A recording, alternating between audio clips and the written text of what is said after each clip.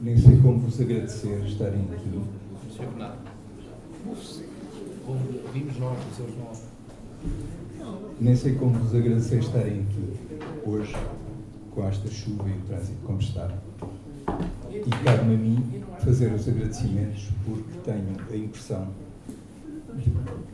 por mais que exaustivo que seja, não conseguirei agradecer a todos aqueles a quem devo agradecer. E por isso vou abreviar, dizendo apenas que estarem aqui é um prazer enorme para mim, que é para mim uma surpresa enorme ter feito esta exposição, ter retomado o trabalho e surgir este livro.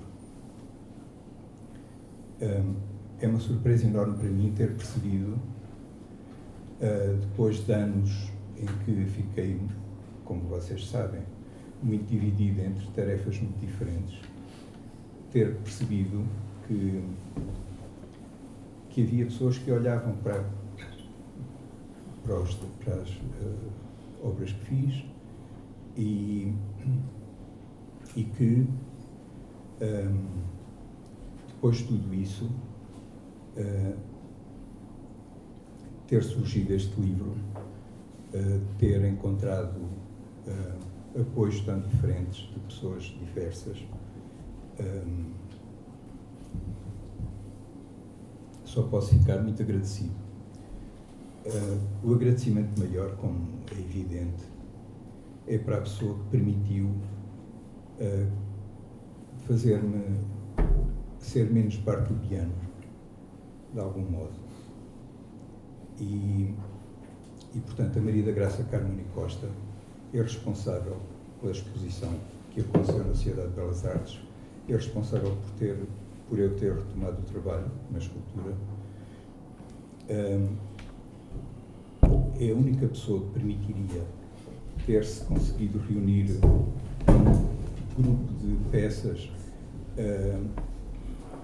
com uma dificuldade de recolha junto de colecionadores muito diferentes, com custos naturalmente enormes, e a exposição ter tido a presença que teve.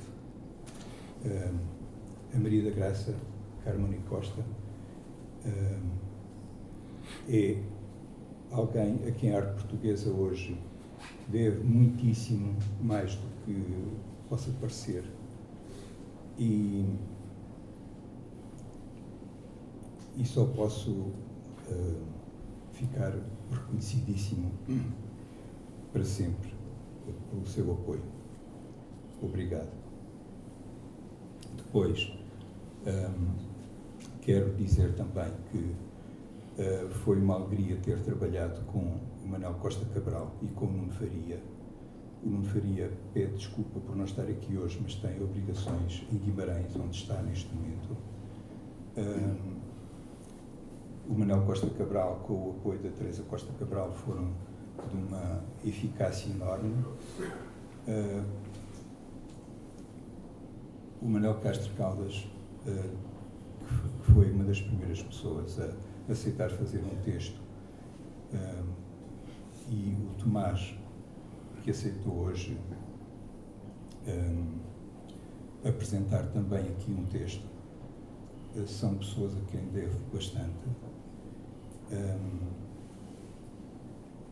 E não digo, enfim, não conseguirei dizer todos os nomes, e portanto não vou nomear mais ninguém. Obrigado. E agora o Manel dirá algumas coisas.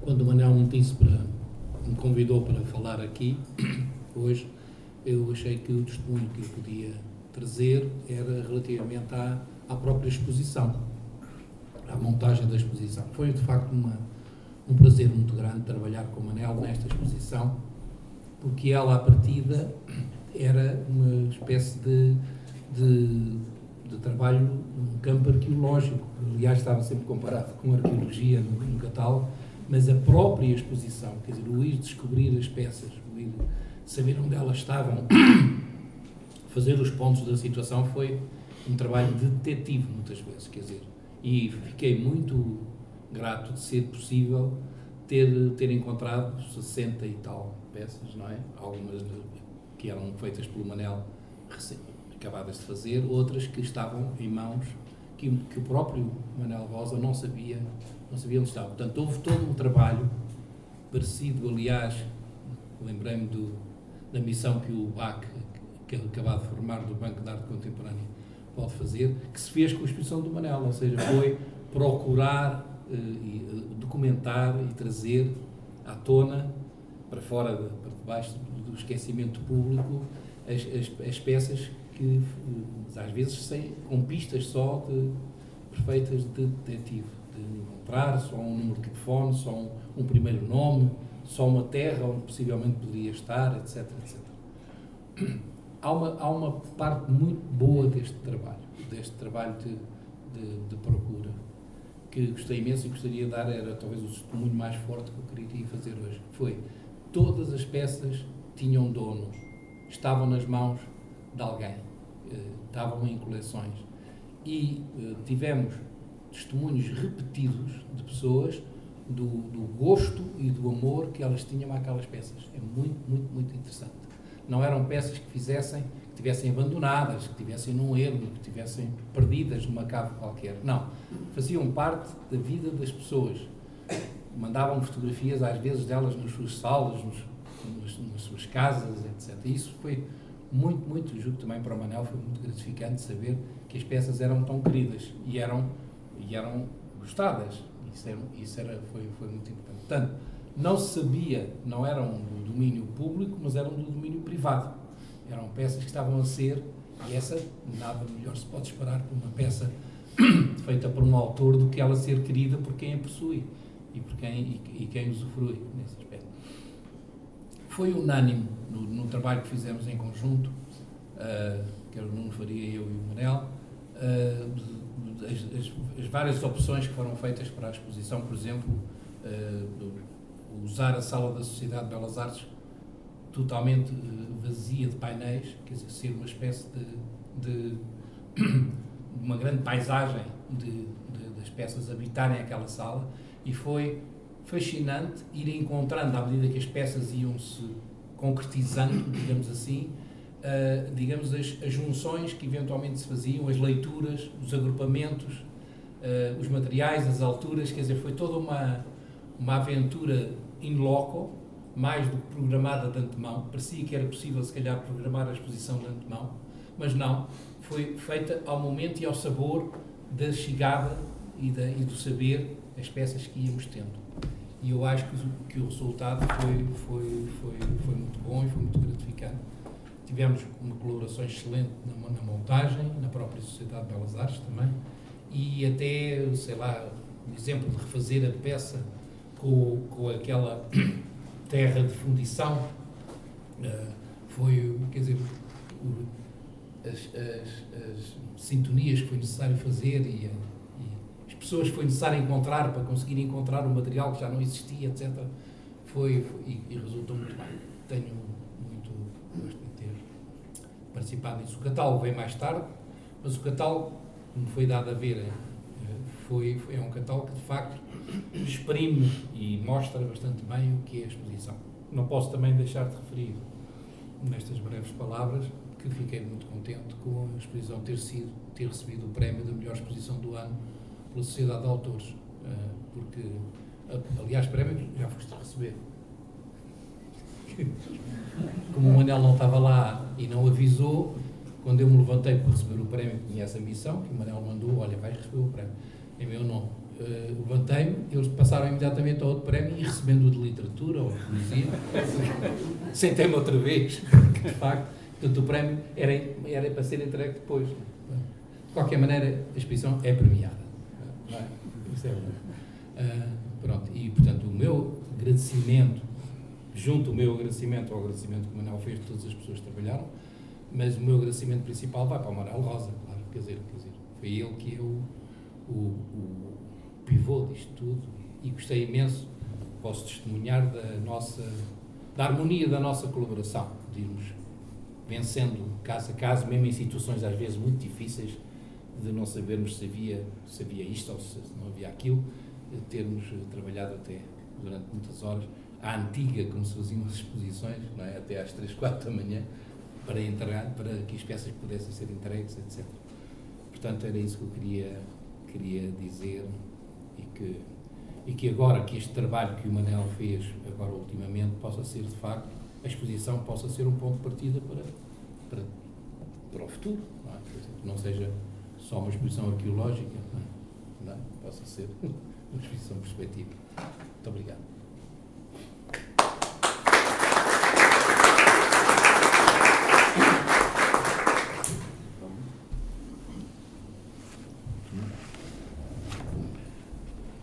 Boa tarde a todos.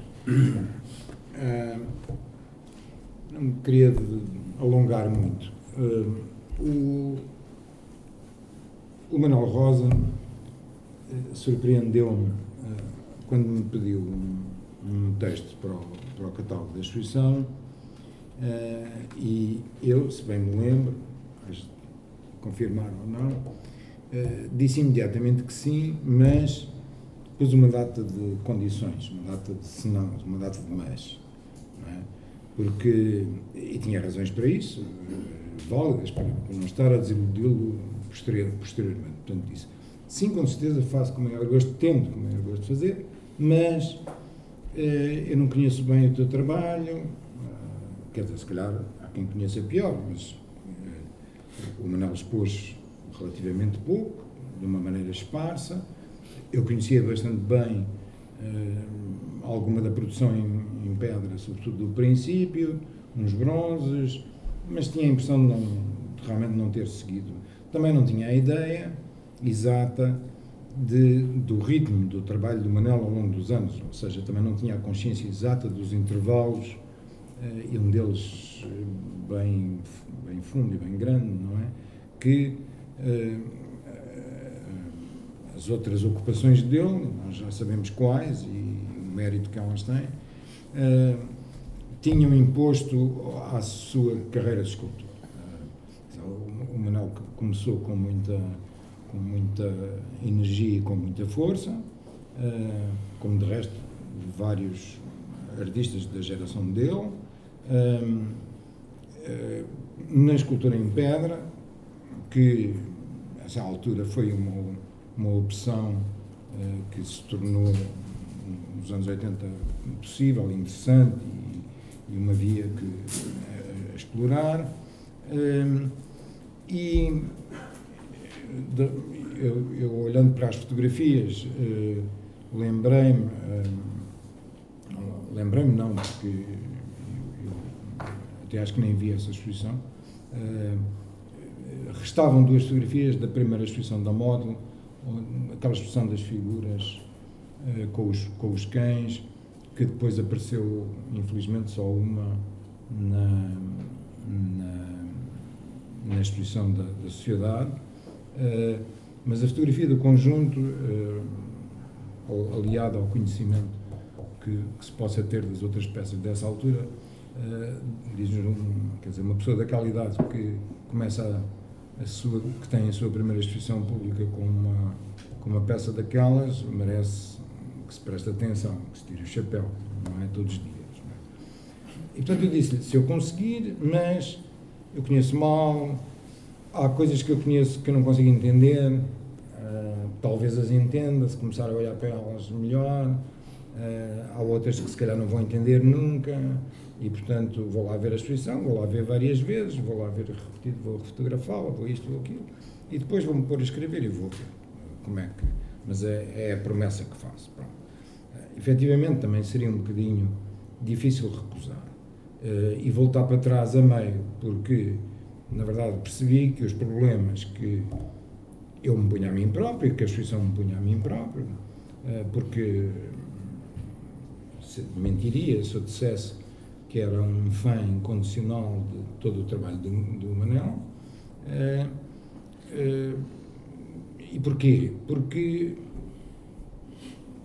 nós estamos habituados, eu estou particularmente habituado, se calhar, a ver as pessoas que começam a sua carreira, depois continuam a sua carreira e vão para ali fora. A gente percebe se aquilo piora, se aquilo melhora, se tem altos e baixos, não sei o quê, mas há um ritmo de desenvolvimento que aqui foi afetado gravemente, e foi afetado provavelmente em mais do que uma ocasião, e portanto, na verdade acabei por me espantar que o Manel conseguisse dar alguns saltos que eram patentes, que eram manifestos, como por exemplo o salto para os primeiros bronzes pequenos, não é?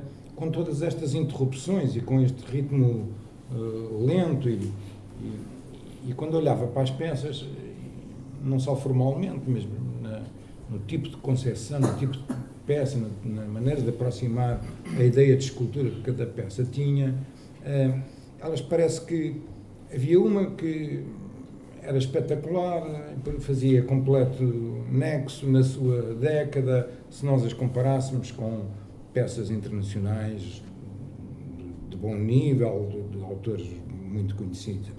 Mas passava-se 5 ou 10 anos e voltava a acontecer a mesma coisa. Depois passava-se mais uns anos e voltava a acontecer a mesma coisa. Uma instalação, numa peça feita, numa peça metálica, fundida de parede, ou nas primeiras peças grandes e feitas no primeiro período da pedra. E na verdade o que acabou por me espantar foi como é que ela era capaz de reaparecer dessa maneira e reaparecer com formas, com atitudes perante a escultura que eu acho que estavam perfeitamente certas para o seu tempo, tendo claramente tido dificuldades nos intervalos. Algumas peças eu acho que espelham dificuldades, indecisões. Vamos lá ver. Toda a gente dirá, quem é que não tem indecisões e qual é o artista que não tem indecisões? E às vezes até indecisões fraturantes, bastante. Mas aqui é uma condição exterior, foi imposta do exterior e mesmo que o Manel quisesse realmente ter toda a disponibilidade mental e material para o seu trabalho, não teve. E, portanto, tem esta carreira discreta, que é o que eu acho que é o que se lhe deve chamar.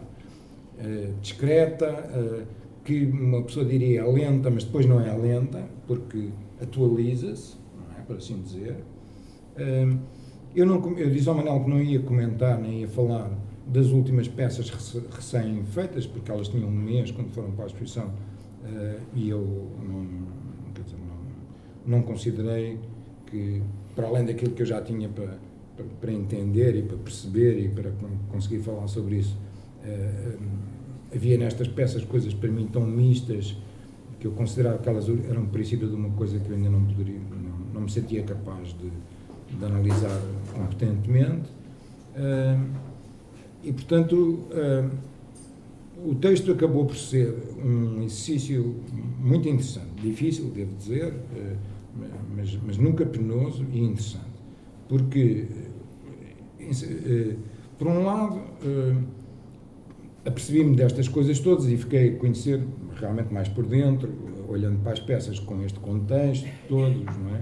Fartei-me de fazer telefonemas, a lançar o Manel com perguntas, torto e direito. Fiquei a perceber que as peças tinham uma razão para ser assim, para o ritmo ser aquele, para aparecerem desta maneira, etc.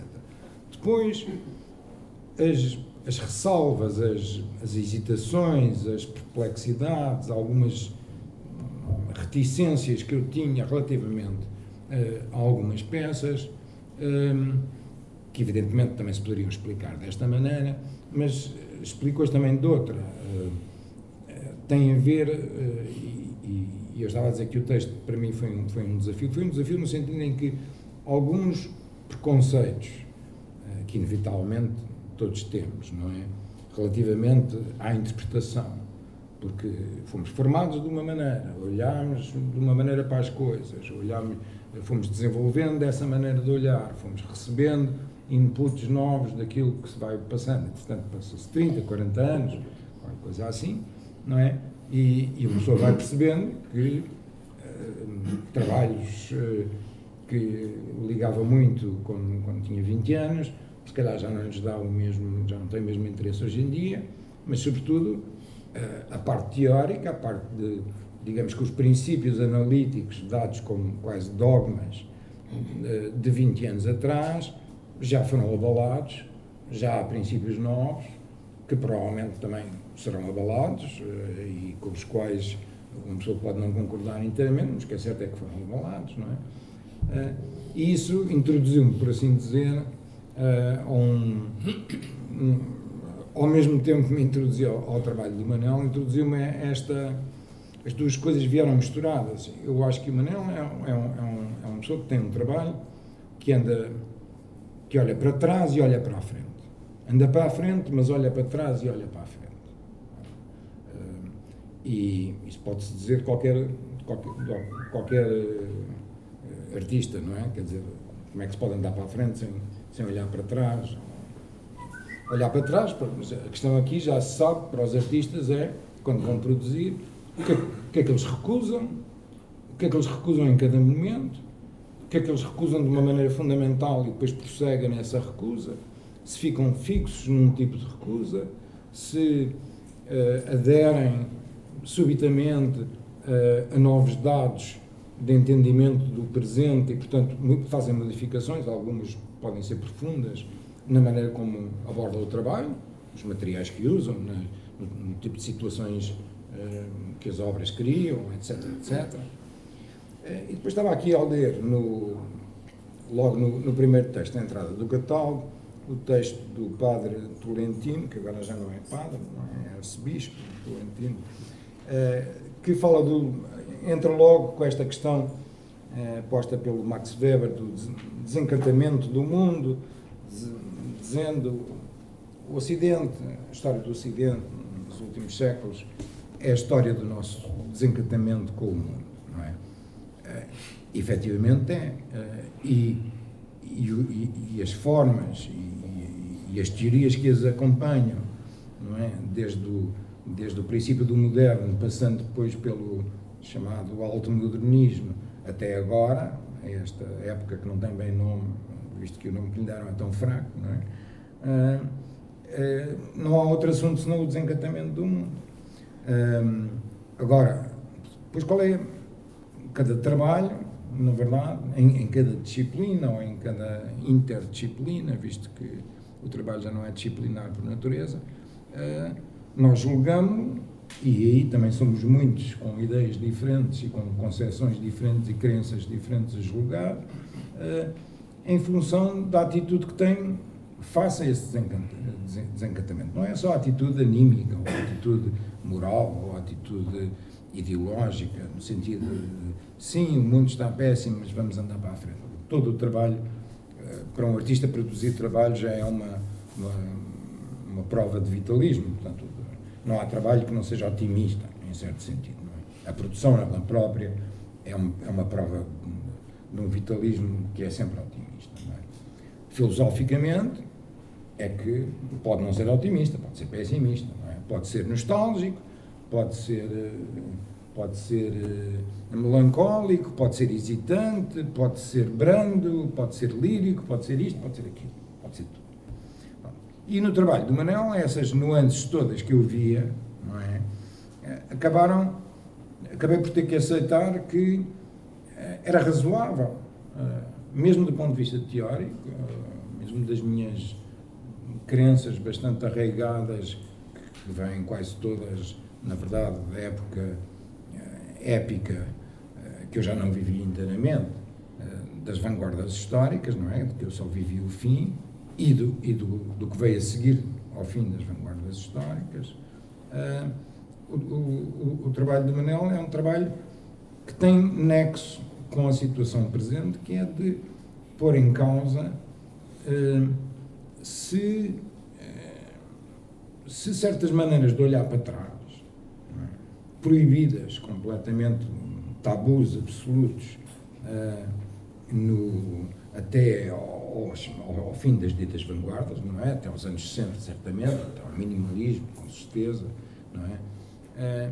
Se essas maneiras de olhar para trás não são hoje em dia, se a gente não deve realmente rever a nossa posição, não é? Porque são dogmáticas, porque aparecem como dogmáticas. Tinham provavelmente razão para existir na altura, hoje parecem dogmáticas e hoje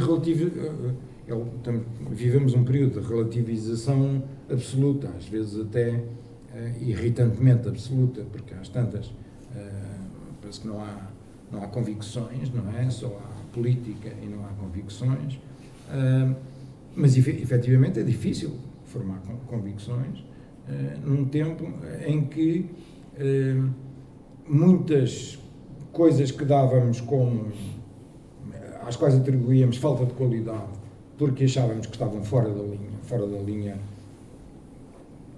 não quero dizer progressista, porque não é o meu género de vocabulário, mas fora da linha que queria modificar o mundo com a arte, dizia que, bom, ninguém quer particularmente ou pensa que é possível modificar o mundo com a arte, há quem diga que sim, há quem diga que não, isso é completamente...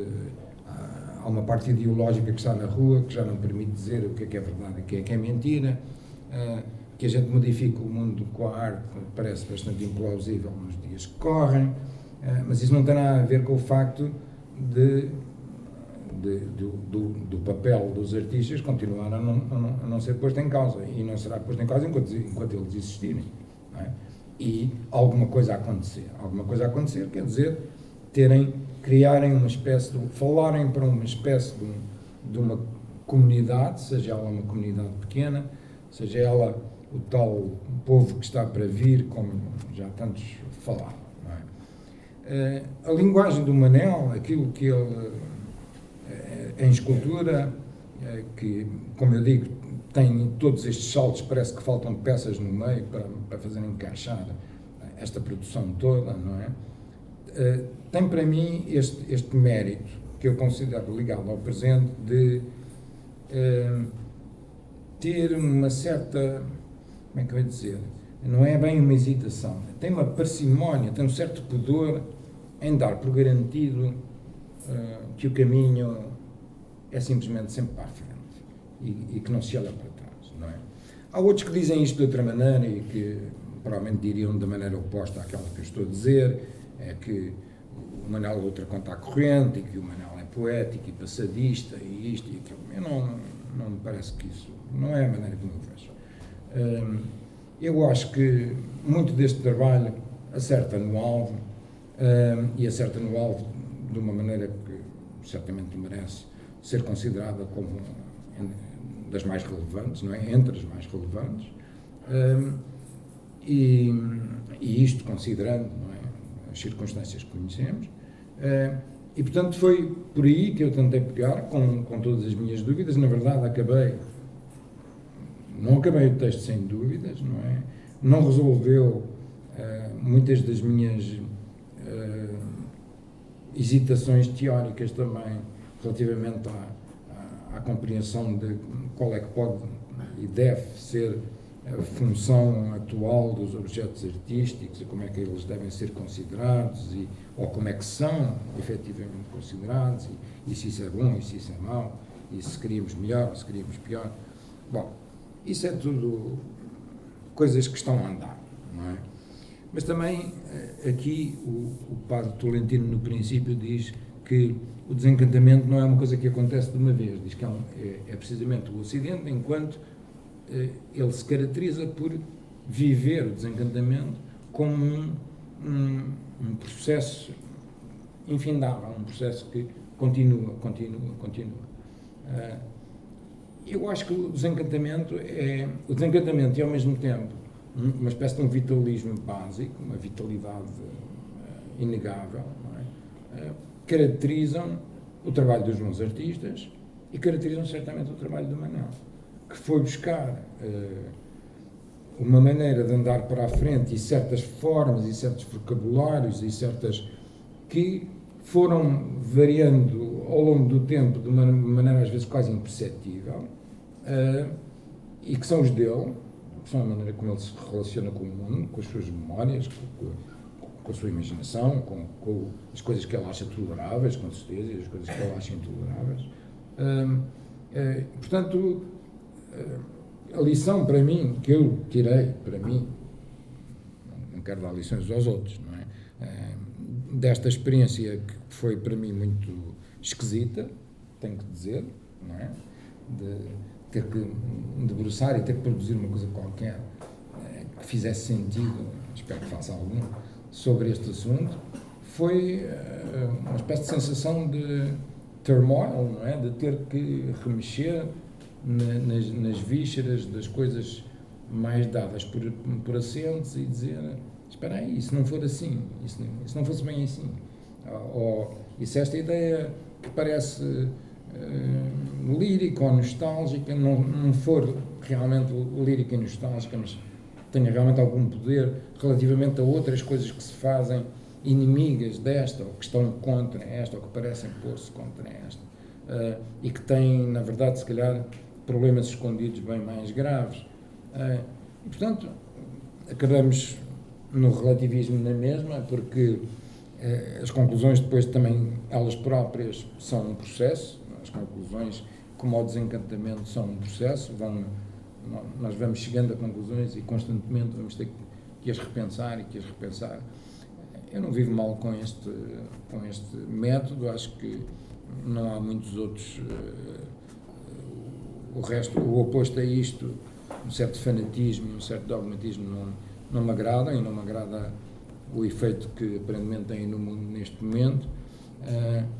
E, portanto, eu fiquei não só esclarecido, como agradecido ao Manuel Rosa por me ter metido nesta, e passei a ser um admirador incondicional, já nem eu sei bem de quê, mas do conjunto da pessoa, do trabalho, disto tudo junto.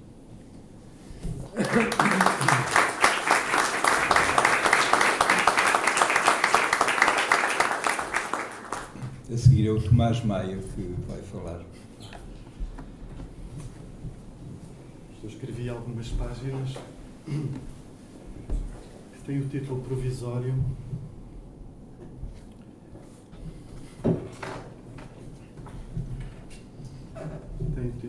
Tem o título. Não, acho que.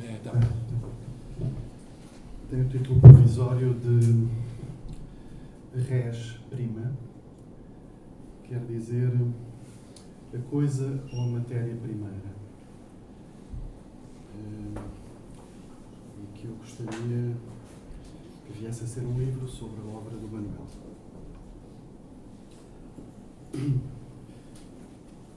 Na verdade é algo que me acompanha muito e que ele me deu esta ocasião para iniciar, ou para reiniciar. À entrada deste livro... Isto é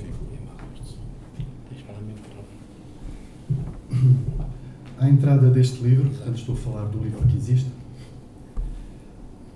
vemos imagens de sítios, edificações e objetos arcaicos. Vemos o templo dedicado a Poseidon, em Sunyon. Vemos o porto de Perácora e as ruínas do templo de Hera, no promontório. Vemos o Monte Olimpo. Vemos as talhas dos armazéns de Cnossos. Vemos os celeiros do Palácio de Mália. Vemos um vaso de libação do Palácio de Zacro. Vemos um crânio e mesmo o esqueleto inteiro de uma necrópole romana. Vemos um maxilar do Condado de Asa, de Hiroshima, e uma campainha de bronze, também de Hiroshima. E vasos. Continuamos a ver vasos e alguns de Troia. E enquanto vemos isto, à entrada do livro, e outras coisas ainda, de primeiro começamos ou recomeçamos a ver as obras do Manuel Rosa. Vemos e emudecemos. Vemos e perguntamos-nos em silêncio: o que é que atravessa a arte? E poderíamos perguntar, com uma certa língua que Camões nos deixou, o que é que nos trespassa, ou o que é que nos trespassou a obra do Manuel desde o seu começo? Um começo, portanto, que não começou em si mesmo. E poderíamos continuar. E o que a trespassou será aquilo que nos passou e nos passa? Comecemos por responder que esta é uma das obras que mais nos inspiram, em todo caso que mais me inspiram, para pensar aquilo a que me ocorreu chamar a persistência da obra. A saber, a insistência de um resto que não é uma relíquia, que atravessa o todo da arte. A maioria dos exemplos de sítios, edificações e objetos escolhidos pelo Manuel e pela Hilda, uma escolha que faz deste livro algo de bem distinto de um catálogo de uma exposição retrospectiva, não deixando, todavia, de documentá-lo. A maioria, se não mesmo a totalidade desses exemplos, converge para um foco que atravessa várias latitudes culturais e várias idades históricas. De certo modo, esse foco já é em si uma clareira. É a clareira onde é possível dar-se um encontro e vir aclarar-se, justamente, o que o homem cria ou procura criar obscuramente ao longo de diferentes idades e culturas. Não precipitaria, pois, a tomar de Maria Zambrano a noção de claros del Bosque, claros traduzida, o termo, a noção por clareiras, e que ela articula com uma certa ideia de oculto. Ou tomar de Heidegger o conceito de Lichtung, que em alemão é precisamente, também traduzido por clareira, aquilo que dispensa, aquilo que imita a luz, que está na nossa palavra clareira também, onde se aclara, algo se aclara. Não me precipitaria a usar as duas expressões, ou as duas traduções, para aplicá-las, essa noção e esse conceito, às obras patentes naquela exposição e neste livro com títulos homónimos, Clareira. Não que não haja afinidades entre os três modos de convocar a clareira, mas começar por querer estabelecer essas relações seria não fazer jus ao acontecimento que, para mim, e de certo para muitos de vós, representa a exposição e agora o livro do Manuel Rosa. Para respondermos a este acontecimento, não tenho outra palavra, é um acontecimento, e para responder tanto quanto nos seja possível, se é que o silêncio não seria a melhor resposta, a forma de repercutir o silêncio com que estas obras nos trespassam, procurarei indagar de que modo elas abrem ou reabrem uma clareira em nós, desfiada de silêncio, bordejada de silêncio, não do silêncio da natureza, que a rigor não existe, mas do mutismo que cai milenarmente sobre a espécie humana, enquanto ela se levanta, faça isto tudo. Da mesma maneira que essas mesmas obras, de algum modo, já formavam uma clareira, um espaço sem divisórias, no Salão da Sociedade Nacional de Belas Artes. Ou ainda, de que modo estas obras reinstauram a abertura em que o homem, humano, se apresenta a si mesmo. Quer dizer, de que modo elas velam pela abertura infinda que o humano é. Ora, aquele foco, aquela clareira, para onde convergem os exemplos iniciais do livro que eu evoquei, pode chamar-se, eu chamarei provisoriamente, com todos os riscos, sobretudo depois do que acabámos de ouvir, chamar-se provisoriamente divino. Pois tudo, ou quase tudo, o que então vemos no início do livro, são sítios devotados, edificações consagradas, objetos endereçados a um Deus ou aos deuses. Mas, primeira pergunta que eu vou seguir aqui, o que é o divino afinal? E segunda pergunta, que relação historicamente insistente dentro das chamadas artes visuais? Eu abro um parênteses, se é possível deixar suspensa por escassos minutos, enquanto vos leio, a infinita precedência da voz, e assim do tal mutismo, que há pouco falei, e, portanto, da possibilidade da literatura em toda a criação artística. E, de resto, o nome de Manuel Rosa é indissociável também dessa precedência da voz e, portanto, da existência de livros, de muitos livros que tecem as nossas vozes. E, portanto, eu seria tentado a ver uma continuidade profunda, se me pudesse dizer, subterrânea entre o escultor, aquilo que chamam de escultor, e o editor, Manuel Rosa. Fecho parênteses sobre a precedência da voz e sobre a relação de Manuel com o livro, que é, em muitos aspectos, enfim, como dizia o Mallarmé, um túmulo que passa de mão em mão. A relação historicamente insistente dentro das chamadas artes visuais, tinha-me interrompido aqui, tem a escultura, segunda pergunta, tem a escultura com o dito divino. Eis duas das perguntas que esta exposição e este livro me dão, sendo ainda possível condensá-las numa única formulação. Será que haveria divino se ele não fosse esculpido? Eu julgo que este já era o pressentimento que agitava Jean Genet ao abordar as esculturas, no caso sobretudo femininas, de Giacometti. Ele dizia: perante estas mulheres tenho o sentimento de estar face a face com deusas e não estátuas de deusas, dizia ele. E, no entanto, essas deusas, como bem sabia Genet, não deixavam de ser estátuas, quer dizer esculturas, sem que isso nos autorize ou propicie uma qualquer idolatria e ainda menos, se for possível, uma idolatria da arte. O romantismo que perdura profundamente na nossa modernidade.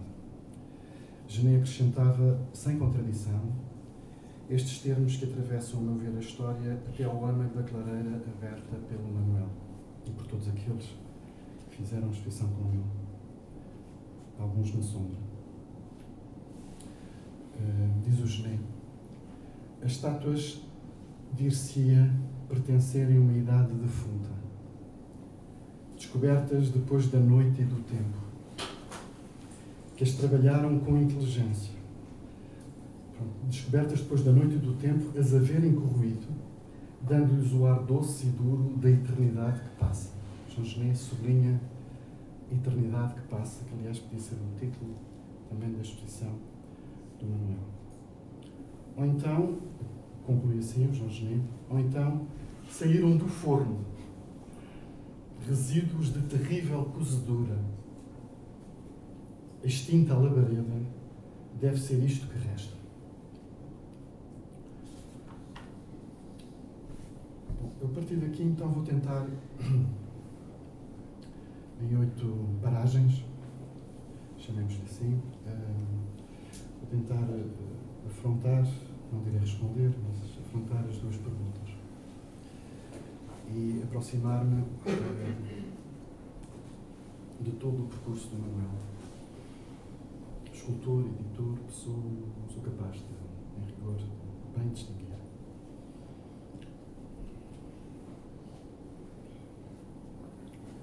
Amigo, sobretudo. Bom, respondo primeiramente e bruscamente à primeira pergunta. O divino é um morto que paradoxalmente permanece vivo. Para haver divino são, portanto, requeridas duas condições: morrer e voltar à vida, ou, se preferirem, nunca ter cessado de viver. Ser morto e vivificante, padecer de uma morte vívida, eis a ideia de divino, em todo o caso a ideia ocidental de divino, tal como ela se condensou e se condensa em Dioniso e Cristo. Ambos morrem e dão perpetuamente vida e deram perpetuamente a vida. Para demonstrar esta afirmação, que está escolhido fazê-lo hoje, poderia não abandonar Genet. A obra, diz ele ainda no mesmo texto, é oferenda ao inúmero povo dos mortos. Ou poderia evocar a origem do divino em Nietzsche, na genealogia da moral. Na segunda parte da genealogia da moral, Nietzsche diz que o antepassado fala dos antepassados, tentar perceber como é que surge a moral. E, portanto, para ele, indistintamente, a religião e a arte. O antepassado temível, diz Nietzsche, por ação da fantasia, que resulta precisamente do seu medo, toma, diz Nietzsche, esta expressão, toma proporções gigantescas. A fantasia associada ao medo. Toma proporções gigantescas de um Deus. Eu vou deixar o Genet e o Nietzsche e vou-me cingir muito brevemente à teoria dos ídolos que Julian Jaynes, meu ver, um grande psicólogo e pensador da cultura, escreveu e nos deixou. Porque ele nos encaminha para os primórdios da escultura e porque nos prepara para a segunda pergunta que eu persigo aqui. De resto, com James não deixamos de ouvir a tal precedência da voz, o tal extrato da possibilidade da literatura em todas as artes. Diz James que o morto venerado, habitualmente um rei, ascendia à categoria do divino quando lhe era consagrado precisamente uma estátua, uma escultura. Estátua essa que, por sua vez, estou a tentar resumir, havia sido concebida como uma caixa de ressonância. A escultura eram pensadas como uma caixa de ressonância, aliás, como as cavernas da pré-história. Começam por ser, primeiramente, isto está cada vez mais a ser provado pelas marcas ditas abstratas, em certos locais, em Chauvet, isto é cabalmente provado, muito recentemente, que as marcas colocadas em certos locais da caverna, sobretudo as mais profundas, são os locais de maior ressonância da caverna. Aquela é uma partitura. Com certeza também é uma escrita, são desenhos, é pintura, é gravura, mas é uma partitura do som, uma partitura da voz. Está em Chauvet, está em Lascaux, está em Altamira, uma espécie de precipitação, de notação, onde a voz teria, a voz ou outro som, mas seguramente a voz teria mais reverberação. Portanto, a escultura, dizia James, é o que mais antigo conhecemos, há cerca de 40 mil anos. James retoma a partir do Paleolítico e o Neolítico a emergência dos ídolos. A ressonância da voz, portanto, a escultura era concebida como uma caixa de ressonância, onde se poderia ouvir ou alucinar, daí a exorbitância dos olhos, que aliás passa hoje para os brinquedos das crianças, a dimensão absolutamente descomunal que os olhos têm. Nos primeiros ídolos são cerca de 8 vezes mais daquilo que seria uma boa proporção, uma proporção correta. Portanto, uma caixa de ressonância da voz do defunto, capaz de manter coesa a comunidade dos vivos. Importa, no entanto, notar desde logo que os ídolos primitivos não serviam somente para representar os mortos, sendo igualmente utilizados em vários rituais funerários. Os ídolos cicládicos, por exemplo, que o Manuel Castro Caldas evoca no seu texto, encontraram-se quase todos enterrados juntos de um corpo morto, coisa que habitualmente nos esquecemos. Poderia ainda acrescentar nesta sequência de que o divino é o morto, ou é um certo morto, ou uma certa relação com o morto. Já muito próximo de nós, em Hegel, graças a Winckelmann, Hegel tem uma análoga intuição acerca da origem da figuração, mas sobretudo da figuração escultórica, como ele diz. Ele descreve a Gestalt, a figura da Grécia arcaica, e descreve-a numa perturbante proximidade às últimas peças do Manuel. Ele diz que as esculturas mais arcaicas, graças a Winckelmann, é uma espécie de pau fincado na terra e tosco e encimado de um crânio vagamente modelado. Como se a figuração humana e, sobretudo, craniana, a separação do crânio, primeiramente crânios que são sepultados no corpo todo, como se a figuração humana fosse originária e simultaneamente um atrator e por vezes um atrator quase hipnótico e um espantalho para os vivos. Atrator e espantalho. Um atrator que espanta, um espantalho que atrai, como queiram, tal é em todo o caso o duplo caráter ou a ambiguidade do divino primitivo.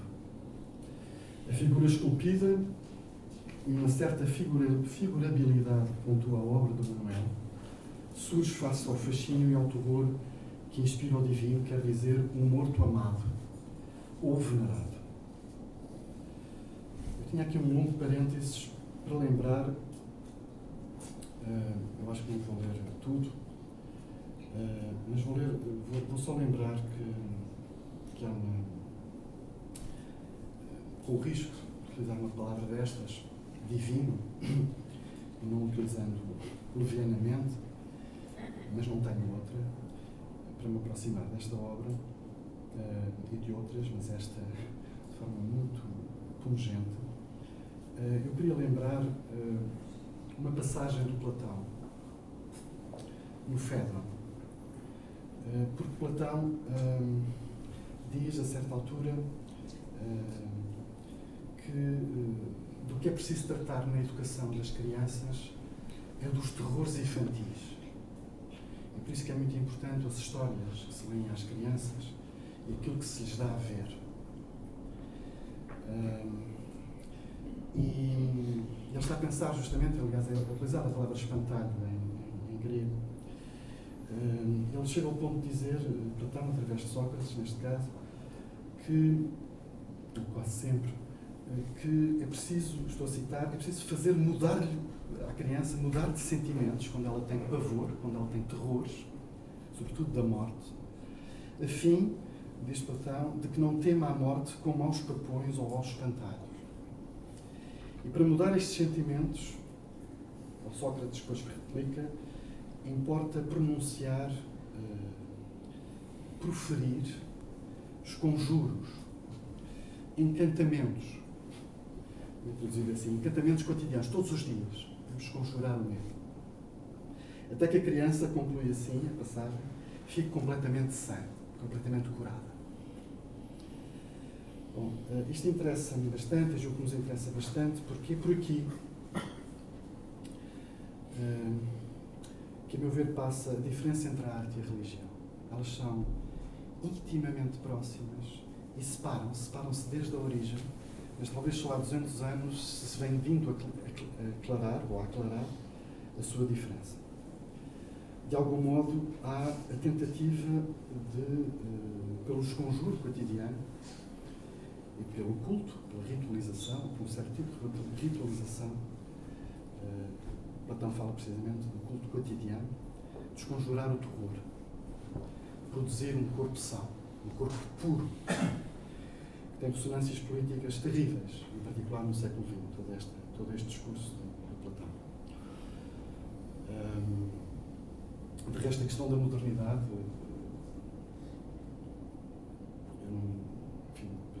este parênteses fala disso, que eu estou a tentar abreviar. No fundo, é a questão da separação entre a arte e a religião, por um lado, e a separação entre a arte e a política, por outro, para que, de algum modo, possamos aceder à idade moderna do homem, que, para mim, é que é o grande problema, não é ultrapassar a modernidade, é que a humanidade aceda à sua modernidade ou à sua idade moderna, como dizia Kant, de resto. Bom, é uma questão imensa, esta da separação e da divisão ou da distinção entre a arte e a religião, porque precisamente a religião se procura um corpo são, ou um corpo curado, ou pelo menos a promessa de um corpo curado. Não há religião sem pelo menos a promessa de salvação. E aqui não é só o Ocidente. A arte, de algum modo, é como que reacorda. A tal criança que Platão dizia que existe em cada adulto. Há uma criança que perdura no adulto, por exemplo. E é essa que nós temos que extirpar, diz Platão. Nós temos que erradicar essa criança do adulto. Bom, pelo contrário, a meu ver, a arte reacorda essa criança. E reacorda o terror ou o temor infantil dos humanos, sem ter a pretensão de curar esse sentimento ou esse afeto primitivo, o qual é sempre indiscernível do seu contrário, do fascínio irresistível. fascínio, por exemplo, irresistível que uma criança começa a ter pelo escuro. O medo do escuro e o fascínio do escuro. É uma questão imensa e julgo que a obra do Manuel é uma das raras que a afronta, com a probidade e com o silêncio que também o caracteriza. Na verdade, é a questão que nos resta se a humanidade puder, como eu dizia há pouco, aceder à sua idade moderna. A questão da separação entre a arte e a religião, repito, por um lado, e da separação entre a arte e a política. De certo modo, a modernidade foi a junção destes três elementos e é uma junção absolutamente explosiva dos últimos 200 anos. A questão é tanto mais grave e mobiliza a integralidade da história ocidental, se não mesmo da história humana, quando ainda estamos meio sonâmbulos face ao maior acontecimento espiritual do Ocidente, aquele que foi constatado por Lutero e por Hegel e depois proclamado por Nietzsche, a saber, e é daí que vem a questão do desencantamento do mundo, a saber, a morte de Deus. Já está a dura palavra, como diz Hegel, a dura palavra de Lutero. Ser moderno, então, é pensar a origem do divino anterior a todos os deuses, a relação do vivo com o morto, pura e simplesmente, e deixar rastro disso, testemunhar sobre isso. Os animais sentem isso, mas não testemunham sobre isso. O testemunho quer dizer instaurar um terceiro termo entre dois. Teste isso, é isso que quer dizer. É daí que vem o advento da cena e de haver pessoas fora de cena que assistem a um espetáculo, a um teatro. Portanto, é pensar a origem do divino, anterior a todos os deuses, a todas as religiões, mas também pensar isso depois da morte irremediável do Deus greco-cristão. Vou saltar aqui uma parte, para não abusar da vossa atenção. Sem dúvida que no momento histórico em que a arte começa a pensar-se a si mesma, ou a pensar explicitamente a sua possibilidade, estou a referir-me ao período clássico da Grécia, começa igualmente a separação entre aquilo que se chama eidolon, isto é, todos os duplos visuais, e a imagem artística propriamente dita. Sem nenhum acaso, é um momento em que os humanos abrem pela primeira vez uma clareira no tecido urbano, a qual não servia, essa clareira, não servia nem para habitar, nem para enterrar os seus próximos, nem para prestar serviços estritamente religiosos. Estou a aludir, evidentemente, ao advento do teatro, inexistente como espaço autónomo antes da civilização grega, e que figura também neste livro com a vista esplendorosa de Epidauro. Neste sentido, a clareira é um sinónimo do que Bailly chamou rigorosamente o campo mimético. Não é o campo da imitação.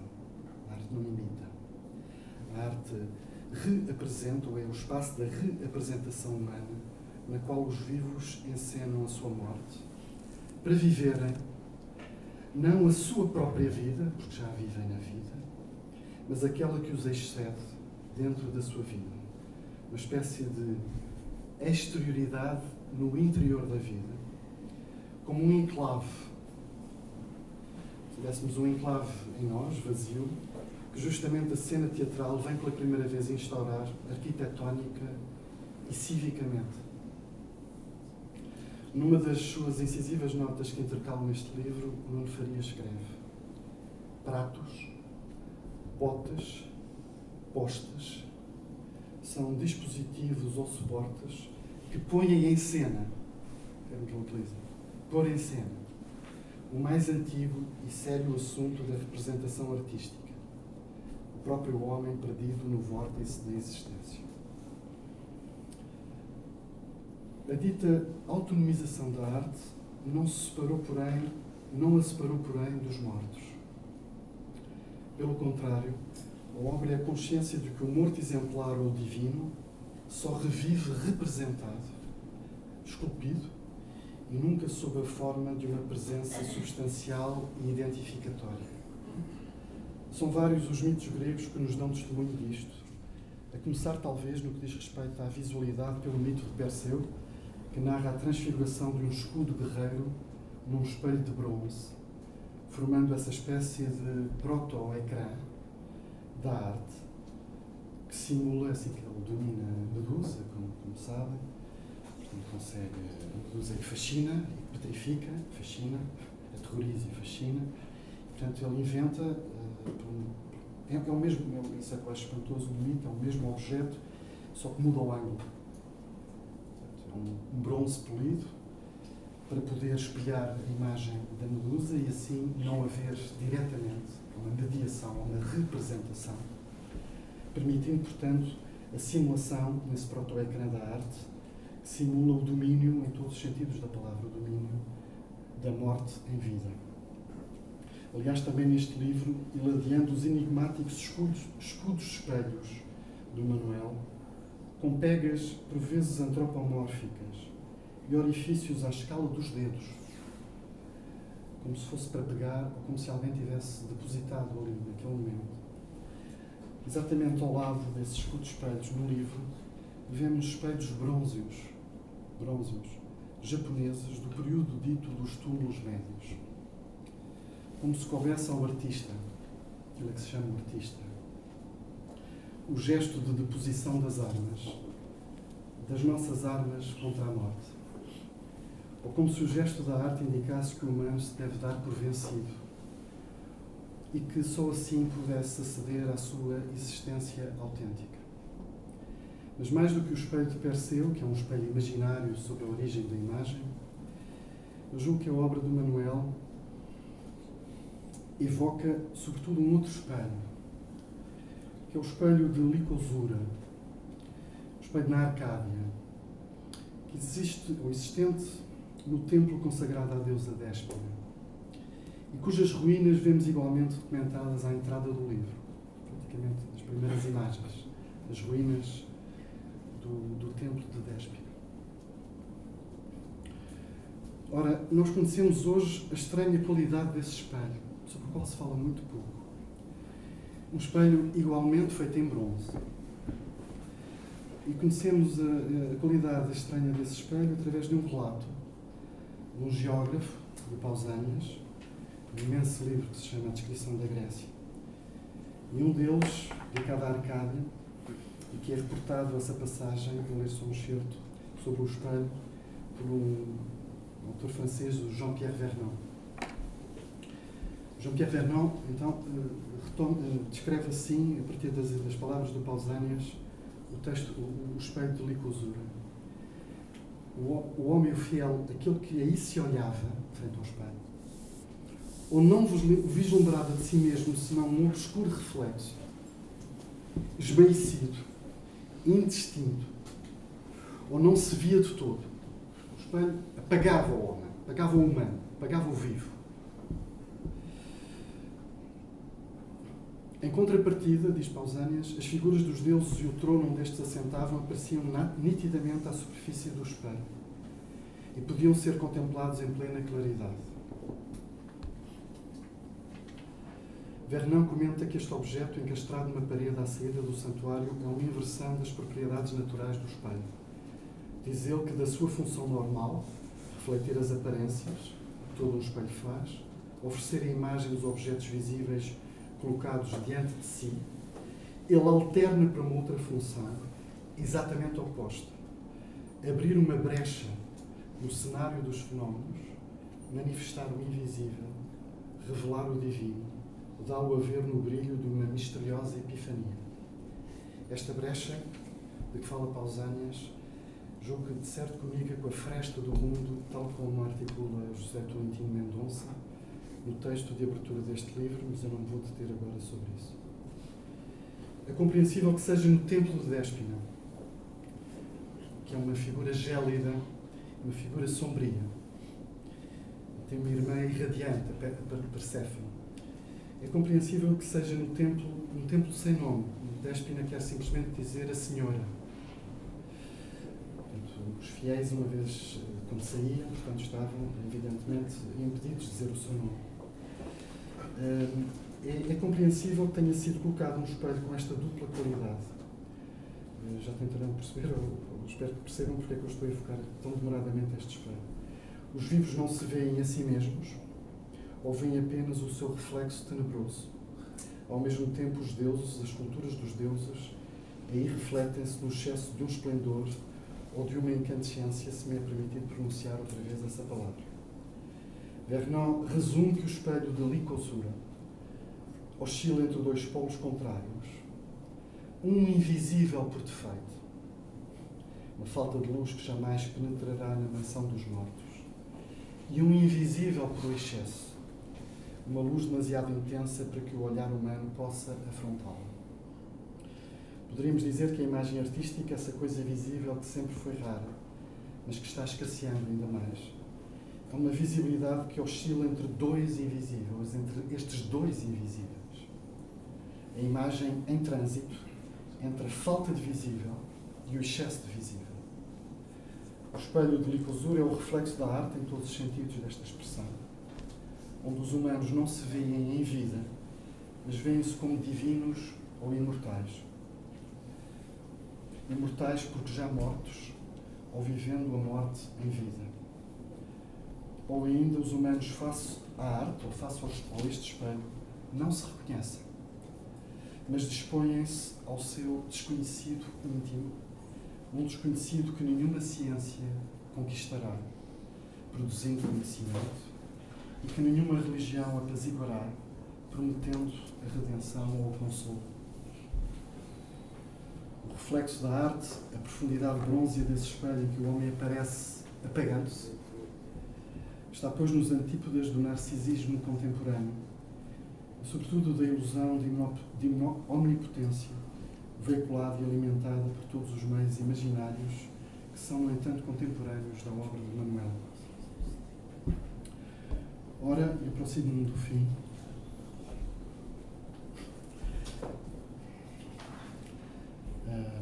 Esta imagem em trânsito entre dois invisíveis, que será, pois, o seguimento do meu texto, que eu presinto em cada obra do Manuel. A começar pelos barcos. Os barcos por onde ele começou, quer dizer, por onde ele continuou o nosso começo, a caminho de um fim. Onde se faz, de certo modo, barcos túmulos em calcário, os quais tanto lembram certas embarcações da arte micénica. E se dispõem esses mesmos barcos vazios, aproximando-se ou afastando-se dessa espécie de cabanas primitivas, também em calcário. Algumas dessas cabanas encimadas por uma cabeça truncada e com um dos ouvidos pousados no seu cume, como que à escuta de todas as vozes por nascer e de todas as vozes mortas, como dizia Beckett. E também, quando esses barcos se encontram invertidos, com o casco voltado para cima, abalroado por um naufrágio constante, mas imperceptível, pois as águas sólidas onde pousamos os pés parecem lisas e impassíveis. E ainda, e talvez sobretudo, quando estes cenotáfios marítimos ainda mal se desprendem dos blocos de pedra de onde emergem, ou quando simulam ainda mais o movimento nos baixos relevos de parede, que estão fixados, no entanto, à parede, então é a escultura, sim, é a escultura que mostra a sua relação intrínseca, primordial, com o divino. E então chegamos à segunda pergunta que me conduz aqui, a saber, a relação entre a escultura e o divino. Na verdade, não há expressão visual que aponte mais fielmente do que a escultura para aquilo que há pouco chamei a ambiguidade do divino primitivo. Porque aquela, a escultura, é e sempre foi materialmente, realmente, uma tal ambiguidade entre uma presença efetiva, qualquer coisa, uma matéria qualquer, e uma ausência que ela acolhe ou faz reverberar. Exatamente como o espelho de Licosura, assim mostra-se, oculta-se o vai-vem do divino, e este batimento, esta oscilação, é a coisa primeira ou a res-prima da escultura, feita a partir de qualquer matéria-prima. A escultura sempre foi um olhar sobre a res mais ou menos fibrosa ou resistente, mais ou menos pesada ou poeirenta. Mas a escultura faz de qualquer matéria uma res-prima. A coisa primeira que veio ao mundo ou a coisa que resta depois do fim do mundo. A escultura mostra a res-prima do mundo, isto é, a matéria a matéria a vir ao mundo e, portanto, aquilo que é supostamente a sua limitação, dar a ver um certo corpo, que pode, sem dúvida, instituir um culto, faz disso, daquilo que é a sua fraqueza, retira a sua força primeira, encontra um meio de retirada ou de suspensão desse mesmo corpo. Essa coisa, a res prima, recebe uma das suas mais esplendorosas representações na peça composta por uma clareira circular em carvão, sobre a qual, ao centro, vieram pousar 10 sinos de vidro. Aqui a oscilação entre a ausência e a presença cintilante, entre o tal invisível por defeito do espelho e o visível por excesso do mesmo espelho, torna-se literalmente cristalina essa oscilação. No encontro insólito porque nos faz precisamente hesitar com os pés sobre o solo, entre a obscuridade do carvão mineral e a quase ausência da matéria que, transparente, parece voltar a ressoar no limite do audível as vozes já defuntas ou todas as que estão por nascer. A mesma oscilação, mas agora com a mesma matéria, areia de fundição, aparece também numa ilha, onde estão dada à costa 3 náufragos. Podemos pensar que é a versão de um estranho monte Olimpo, proposto por Manuel, uma das vertentes virgem e apenas pó de fundição acumulado, à espera de um qualquer recém-nascido para ser exposto à nascente ou ao sol. A outra vertente, a poente, já não vemos o barco, que talvez submerso trouxe os tais 3 ou 4, noutra versão, náufragos, de costas e irreconhecíveis, e já fazendo terra com a própria terra, ou como se estivessem a entrar definitivamente no tal espelho de licosura.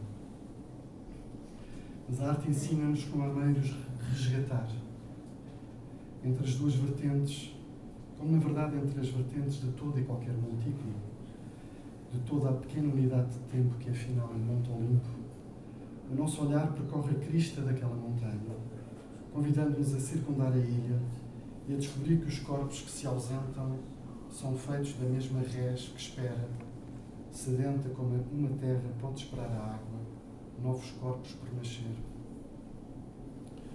Vou concluir, sempre referir-me ao início do livro. Queria dizer que à saída do livro há uma última imagem.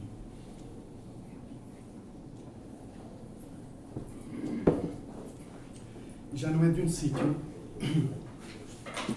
já não é de uma edificação e já não é de um objeto arcaico. Mas também não se trata simplesmente de uma vista geral ou particular da exposição. É curiosamente a única imagem que aparece em 2 corpos vivos na exposição. Julgo que esta imagem foi tirada pelo Duarte. Está no fim, como que por acaso. Não sei mais ninguém durante o livro. Não sei pessoas a fazer escavações de fotografias antigas. Bom, é a única imagem, portanto, em que aparecem 2 corpos vivos na exposição. Parece faltar pouco tempo para inaugurá-la. Tudo está aparentemente pronto. E dir-se-ia ouvir aquele pequeno alvoroço que existe antes de se abrir uma clareira. Na fotografia que fechou o livro e que, na verdade, assim o reabre infinitamente, vemos os vultos do Manuel e da Hilda de pé. Eles estão entre os altos potes antropomórficos, de barro cozido e gesso, e as talhas gigantescas tapadas com o único elemento anatómico que parece faltar aos potes. Cabeças humanas sem que consigamos discernir o sexo. Eles estão entre uns e outros, entre os potes e as talhas. São mortais entre imortais, ou são, como diria Heraclito, mortais imortais, sem articulação, com um branco. Mortais imortais, é assim que ele define os humanos. Heraclito. Além de estarem entre, estão também junto a um barco que ambos tomaram há muito tempo. No que me diz respeito, julgo que podemos dizer que tivemos a chance de embarcar com eles, vogar entre dois invisíveis, por um certo tempo, pelo tempo todo da vida, que esta imensa obra nos dá. Agradeço imenso a vossa atenção e agradeço infinitamente ao Manuel.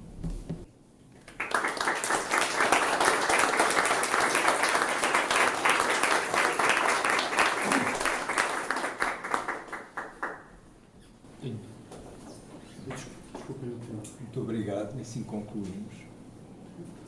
Não sei se